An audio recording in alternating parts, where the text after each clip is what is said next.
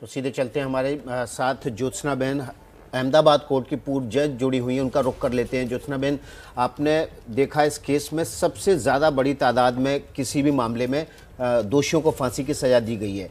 आपने तो बहुत सारे केस और मुकदमे देखे होंगे, सुने होंगे, किताबों में पढ़े होंगे। क्या था इस केस में ऐसा अलग जो इतनी बड़ी तादाद में फांसी की सज़ा दोषियों को दी गई?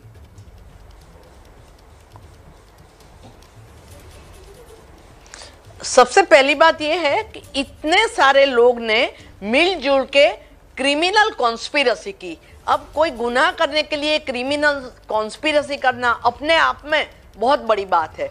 ये क्रिमिनल कॉन्स्पिरसी आतंक फैलाने के लिए करी गई।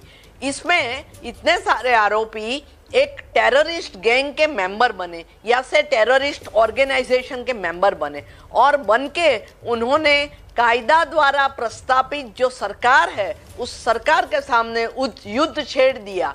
ये सब जो कलमें है 120 बी गुनाहित कावतरा की है, 121 है, 121 ए है।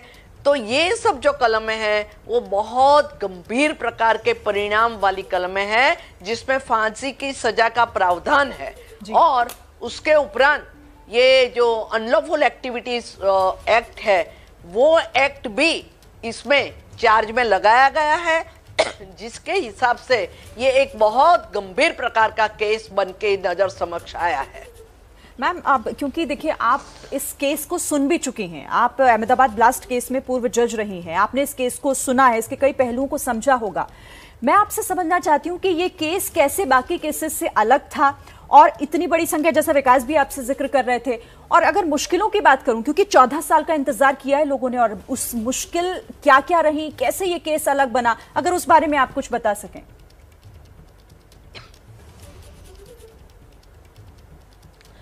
ये केस मैंने जैसे कहा कि टेरर फैलाना ये एक प्रकार का बहुत गंभीर केस है। पहले पोटा का कानून था, prevention of terrorist activities act, वो कानून रिपील होने के बाद अनलॉफुल एक्टिविटी प्रिवेंशन एक्ट अस्तित्व में आया, जिसमें जो पोटा में जो आतंकवाद के बारे में जो सब कलमें थी वो सब इसमें लाई गई। तो जब इस प्रकार का कानून का तोहमत होता है वो स्वयं में बहुत ही गंभीर बात होती है। और आपने परिणाम देखा, कितने दुष्कर परिणाम, कितने लोगों की मौत हुई, कितने लोगों ने गंभीर प्रकार की ईजा पाई।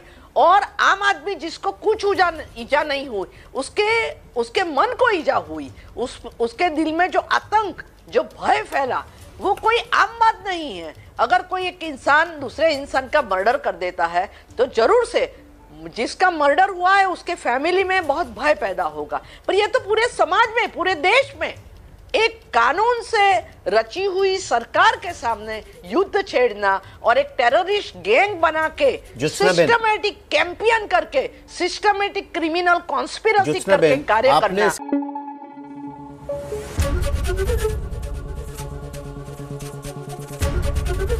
एबीपी न्यूज आपको रखे आगे।